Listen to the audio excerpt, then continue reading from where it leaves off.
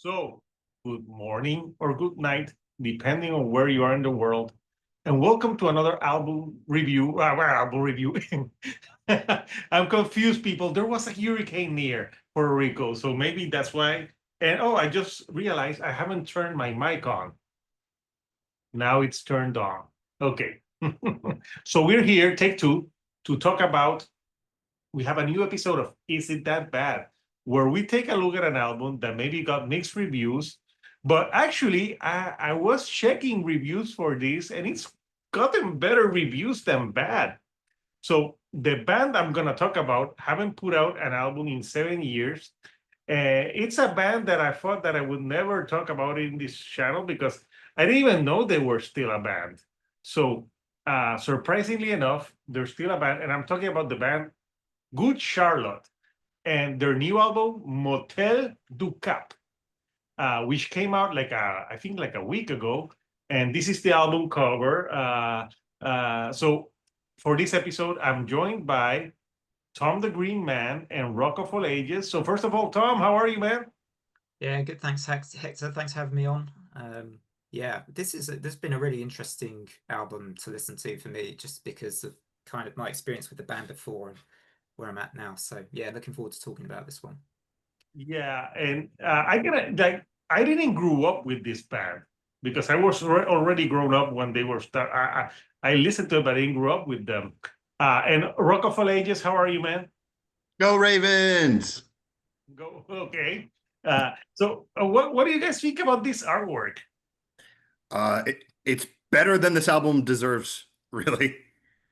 I think yeah, it looks like napkin art. So yeah, Good Charlotte, their first new album in 7 years. And Fabry Love, I think one of the agencies that represents them sends me stuff, but they never send me interviews, and probably they'll see this and they'll send me less interviews.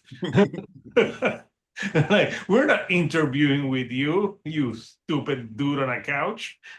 So yeah, so we have, the drill. We have the 3 rounds. On the first round, we give our first impressions of this album. The second round, we pick maybe 3 songs or more that we think are the weakest.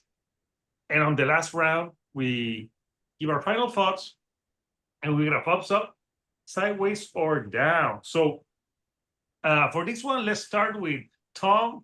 Then we'll do Rock of All Ages and me. So, Tom, your initial thoughts. Yeah, so I'm a really casual listener of this band. I only remember really checking them out when The Young and the Hopeless came out. And remember the number of hundreds of times I heard Lifestyles of the Rich and the Famous back in that era when pop punk was still quite big. And this song really took off, I think. I remember seeing it almost every time I turned on the music channels on the TV. It was Good Charlotte, Lifestyles of the Rich and the Famous. So unfortunately, most of my experience of this band is just on that one album, and I guess that song particularly just because I've heard it so many hundreds of times. The sort of my impression of them has always is always like maybe tainted by that. So going into this album, I had no idea what to expect. You know what their evolution has been like since the release of that one, how they are now. Also, I was a bit surprised. Mostly the album was a little bit mellower than I thought it might be. It was like there were a few ballads on here. There weren't as many kind of really kind of catchy, blasty pop punk type tracks. So overall, my experience at the end of it was like, oh, that was a little bit more mellow than I thought it might be. I suppose they're now older as a band. I don't know the band members at all. I couldn't even name one of them. I haven't done my research that deeply for this, obviously. I've kind of been Paul listening and to. Benji, Okay, they're brothers. okay. Twins, I think. Who? What I is think I think they might be twins. they Oh, are? twins. There you go. And then, yeah, I don't know much about the band. Don't know if they're one of these bands that have controversies around them or anything like that. But it was a surprise for me. And I also thought they dabbled a bit in, I wouldn't say they went all into other genres, but there were moments in songs where they did seem to entertain other genres a little bit. And I'll explain that more in the final rounds, where I thought there were tracks where they were sort of teasing other genres a bit, and I found that quite interesting too. So yeah, my first impressions were, it was a bit of a surprise. I won't say too much about whether it was a surprise in a negative or positive way until the final round. Good first initial thoughts, Tom. So what about you, Rock of Ages? As far as controversies go, the only thing that I could find is the band members being big on vegetarianism, but also appearing in a bunch of KFC commercials in Australia. Oh, right. Well, the chickens eat veggies. Yeah, but chicken is not a vegetarian food. No. Anyway, I never listened to this band before preparing for this episode, but I knew of them. I knew they were from my home state, go Ravens, and there are a lot of people who hate them, and I didn't know why that was. Uh, I was like, is their music like really bad? So I listened to The Young and the Hopeless, and it was a normal pop punk album. It was fine, decent even. Um, I asked a friend who's in a pop punk band, and he said, "Oh, people just think they're juvenile." And I'm like, "Really? A pop punk band, juvenile?" Two of the absolute biggest albums in this genre are called Dookie and Enema of the State. What do you mean, juvenile? Exactly. Yeah. But yeah, as I said, the early stuff was all right, or at least the one album. When I found this new album on streaming, the first red flag I noticed was that one song had a feature from rapper Wiz Khalifa. I was under the impression that Wiz Khalifa hadn't been relevant since before COVID. Why would anyone right now think of collaborating with him? Seeing his name on the track list told me that the band wanted a rapper, any rapper, on the song, and it reminded me of when Nickelback did a song in 2014 with Flo Rida. But this is somehow worse because at least in 2014, Flo Rida was still having hits. My suspicion on Good Charlotte's new album was proven correct. This album sucks. The songs are lame. Also, the intro has this hotel employee character who never shows up again. And there are way too many effects on Joel Madden's vocals. I think because this is the band's first album in 7 years, they thought it would get a lot of buzz and, more importantly, radio play. And that would explain why these sound like so many songs I hear on the alternative radio stations. Or perhaps more accurately, songs that those stations were playing in 2018 when the last Good Charlotte album came out. And I'll say more in the next round. I never. What you already gave the farm away, man. like you're giving the milk for free. You're giving the cookies. Like, come on, man. Wait to the last round. Do some foreplay, man. No. Well, hey, I didn't say what rating I gave it yet. Okay, yeah, I'm sure people are gonna be shocked at the end. So, so you know why I think they picked Wiz Khalifa? He was probably cheap. That's a good point. He's like, we don't want to pay enough money. Can we get? Oh, Wiz Khalifa. They're not gonna call Bad Bunny. No. He's gonna say like I'm more relevant than you. Like he's gonna say, you gotta pay me a shitload of money. Bad Bunny was in a Gorillaz album. Yeah. Yeah. But So like, Gorillas are a better band. well, Gorillaz, yeah, have the money to back it up. So Good Charlotte, I didn't even know that they had put out an album in 2018 because I think the last album that I heard from them was in the 2006. I did hear the one they put out after The Young and there was one that they had a single with M Shadows from Avenged Sevenfold. And I thought that was a good song. And actually Avenged Sevenfold and Joel and Benji are friends, and I know that one of the brothers is married to Nicole Richie, I think. Okay. Yeah. Well, that's it. Well, Rock of Ages, you're the man with the facts, so No, I don't care who's married to who. But like you said, Nicole Richie, I'm like, oh man, I haven't heard her name in years. Yeah, but we want to know who they're married to. It doesn't, unless they bring it up in their music, I don't think it matters. It's Oh, the gossip irrelevant. This is a pointless fact that I just want to bring up. And now with Wikipedia, I'm like, oh shoot, they're divorced. No. So for me, the first impressions of this album is I didn't hate it. You know, like there's worse albums that I listened to this year. Obviously, this is not album of the year material. This is more. This would be what I would say like a more guilty pleasure. There's some songs here and there that remind me of the Young and Hopeless era, but the only thing that I thought that this album was I didn't like that much. I think it's overly produced. And another fact, Rock of All Ages, Your Sleeping Man, Jordan Fish helped produce a lot of this Oh, album. from Bring Me the Horizon.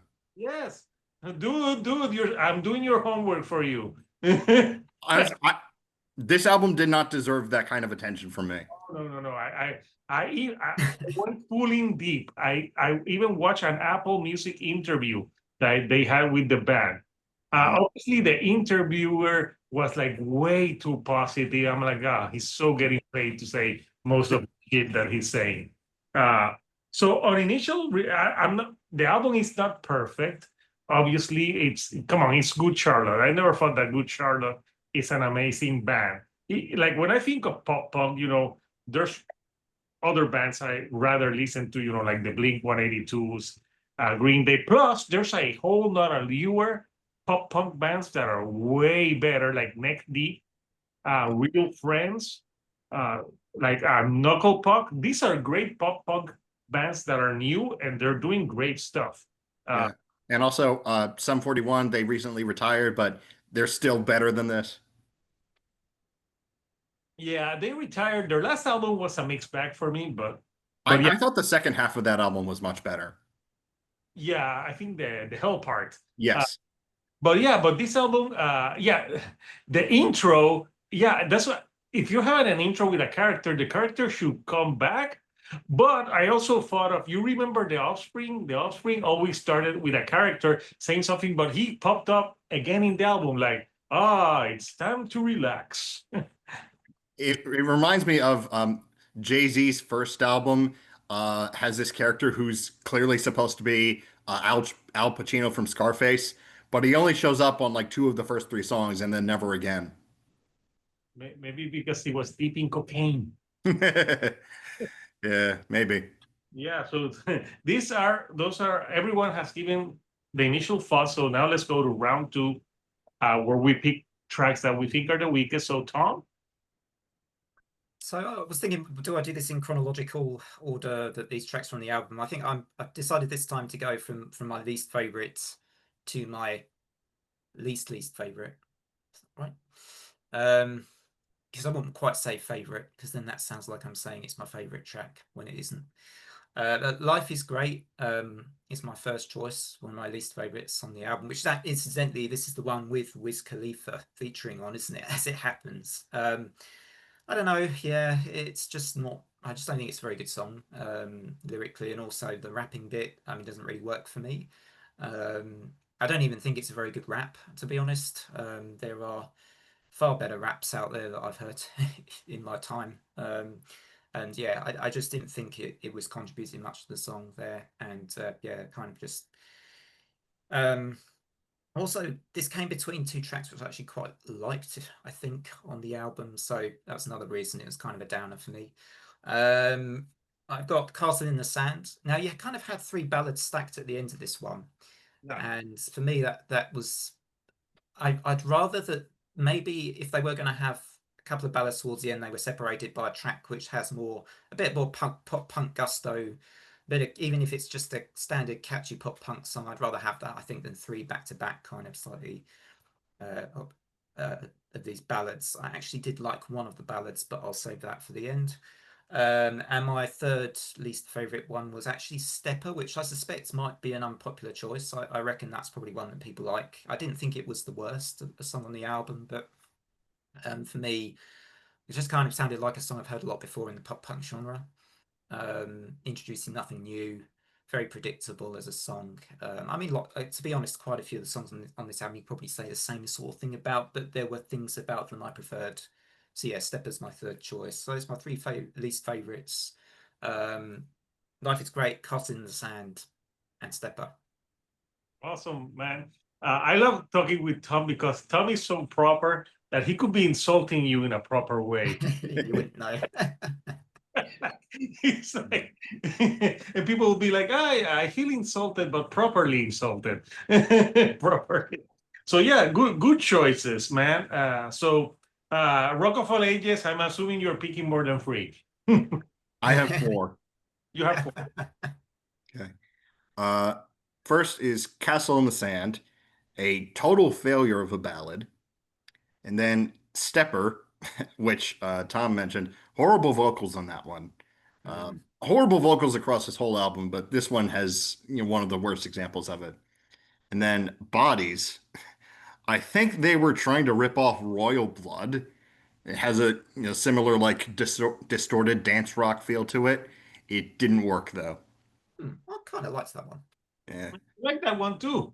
yeah, has a bit of fuzziness in it. I'd rather listen to Royal Blood do that instead. Uh, my least favorite track on here, I Don't Work Here Anymore. It's a generic ballad and it has horrible vocals. I think this makes the most sugary Blink 182 song sound like deathcore. So you didn't pick the Wiz Khalifa song. I'm surprised. That I think is strangely one of the better songs on the album, in my opinion. It's Really? not in my top three, but it's fine compared to some of the other songs. Oh, so yeah, good choices. So those are mine. So uh, well, I agree with Tom. Life is Great with Wiz Khalifa to me was the worst track on the record. First of all, they're like life is fucking great. Yeah, man. It's like the most, like if you're gonna name a song, Life is Great, I would have enjoyed it more if it was like a pop punk energetic song. And maybe Wiz Khalifa's rapping didn't sound like the dude just woke up, took a joint and started rapping. He's like, yeah, man, it's great. Oh, great. Yeah. So I think that song is atrociously bad. I picked I Don't Work Here Anymore, like because you I that song, that would have been like a, if when I think of a song about like a fuck you song that I don't work there, I don't want a ballad. I want a song like I don't work here anymore, motherfucker. Like give me something energetic, but like I don't work here anymore. I'm like, really, really, it's so lame. I'm like, it's so like it's like deflated. Like you're supposed to write an angry song about not working there. Like everyone would say it should have been a pissed off song or energetic, but like it's like because I heard the interview because I went full in Rock of All Ages. They said about that song that it's a nostalgic song about quitting anything, man. And I'm like, fuck you, Joel and Benji. Give us a mad song. I'm thinking of like Working Man by Rush, where it's about my job is fucking terrible. I hate it here. Yeah.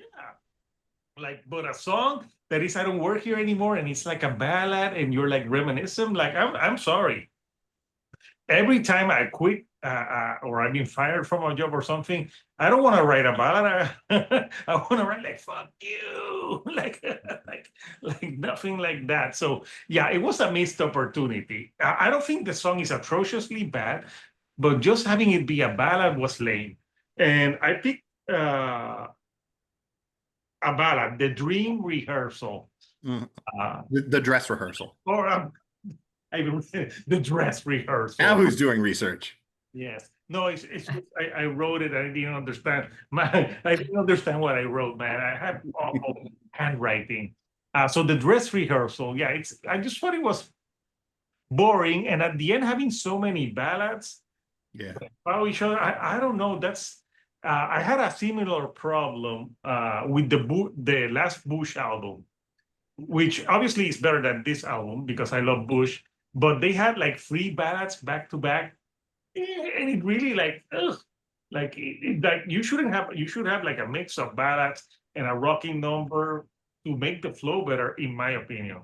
So those are my three tracks. So let's go to the third and final round where we pick where we say our final thoughts and we vote thumbs up, sideways, or down. So Tom.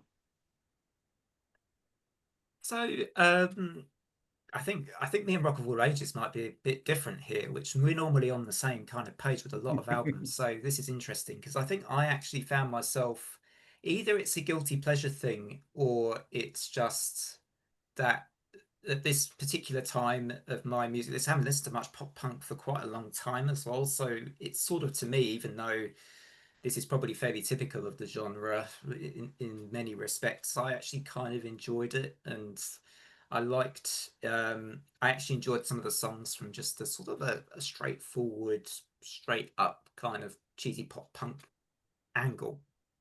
Like I really liked Pink Guitar, which Yeah. this is where I sort of think they were teasing a bit of dream pop, because towards the end you kind of had a very dream pop moment in that song. I even emailed Hector to say it kind of made me think of a dream pop track, that song. So I quite liked that one in particular because that's kind of my style of my sort of thing.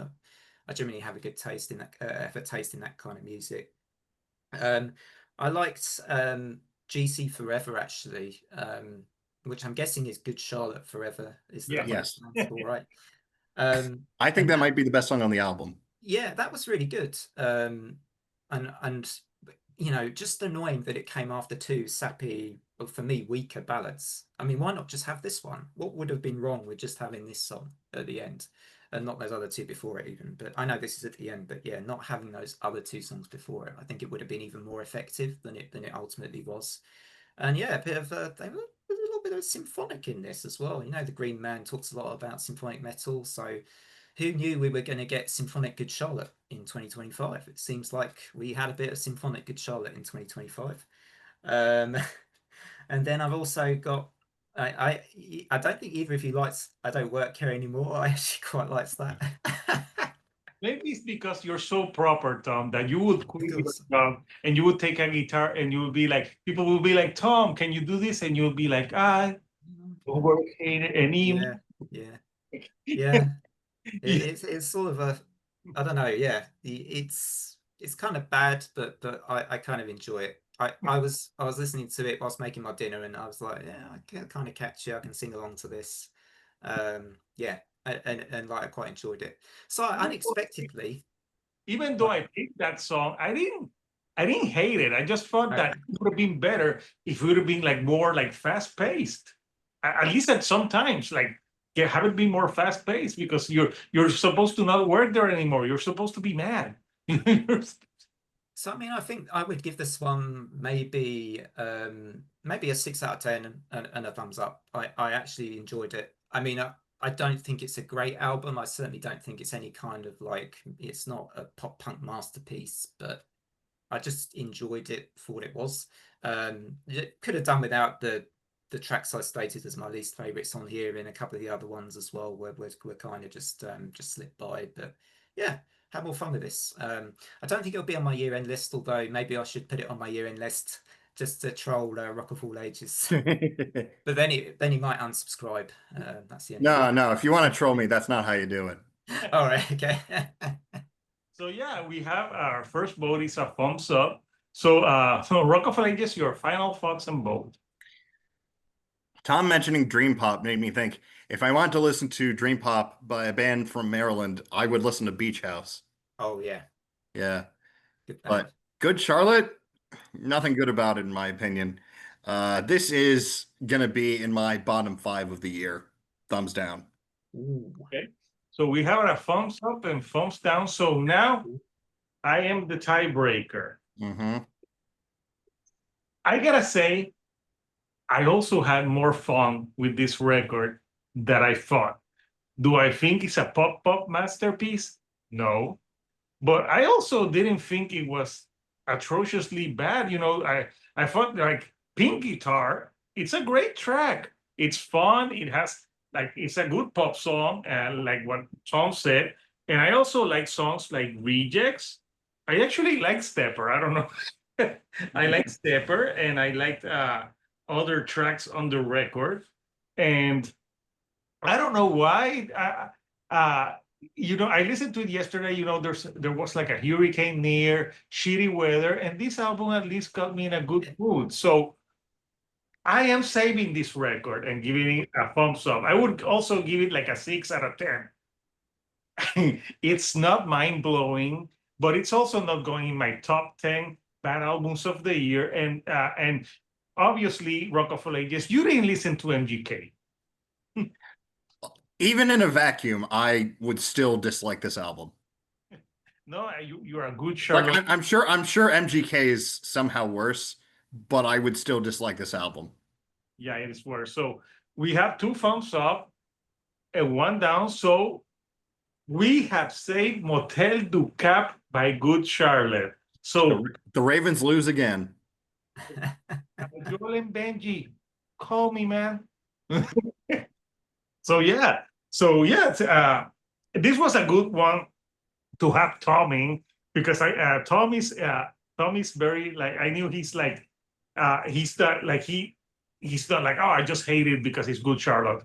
He listens to it and he's like, okay, there's things I like, things I don't like. I went into this, I didn't know if I was gonna hate it or something, but I was actually more surprised that I like tracks from it more than what I dislike. So that's why I'm saving it. So we want to know from you, Couchers, what do you think of Good Charlotte Motel Du Cap? Comment down below. And of course, subscribe to our channel. So Tom, what are you coming up next, man? Well, I guess at the time we're recording this, I've got the Chevelle album review coming up later. Nice. So yeah, Rock of All Ages, big Chevelle fan, right? Yeah, they were the first show I went to by myself after COVID. Awesome. Oh, awesome. Yeah, and Hector and I both loved the new album. Yeah, yeah. I won't reveal my thoughts here yet till the review's gone up.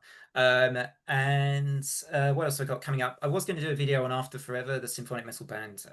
Been listening to them a bit recently and think they're a bit of a kind of a lost, kind of a really good lost sort of band in that genre. So Like an overlooked gem?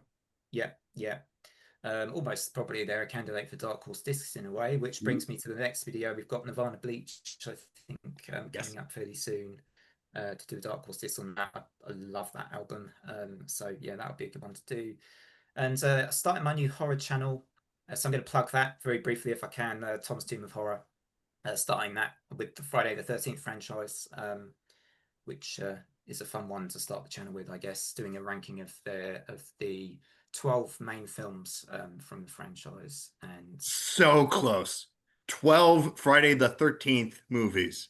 Well, if you count all the fan films, there've been some fan films. I think it goes quite far into like 18 or 19 of them or something like that. But They I'm should just do doing a kind number. of... They should do a number 13 and call it Friday the 13th, the 13th one.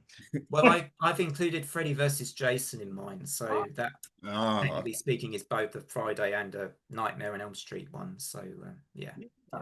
Yeah, I remember. I forgot that there was a Freddy versus Jason movie.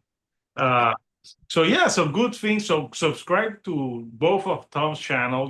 Like he does, and also if you watch my channel, I interview a lot of people, but I leave the beautiful people for Tom.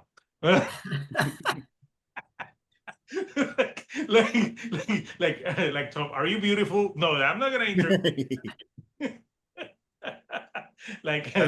I mean, you did get the bassist from Coma Hole.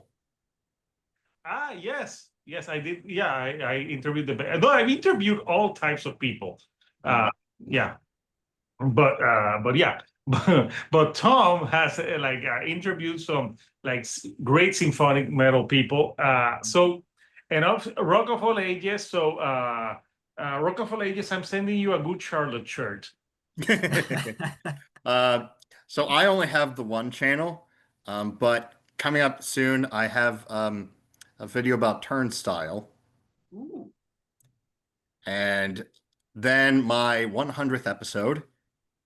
I won't say who that's about, but I think it's going to be a big one. It's actually my longest video to date on this channel. And I know the Turnstiles from your hometown. They are from near where I live. Yeah, I've seen them twice. Amazing band. Maybe we should do Beach House at some point. I have that vinyl. Oh, Beach House would be good. Yes. Yeah. I'd be happy to do a Beach House chat. Yeah. So and obviously on my channel, like if you've seen this, I have album reviews. I'm reviewing the new Deftones record, Private Music. Obviously, I'm not interviewing Chino Moreno, but Chino Moreno, if you watch this, man, let me talk to you, man. I'm I'm obsessed with you, Chino. I love you. The best they could do is Stephen Carpenter. Go on, Chino. Oh, I want Chino.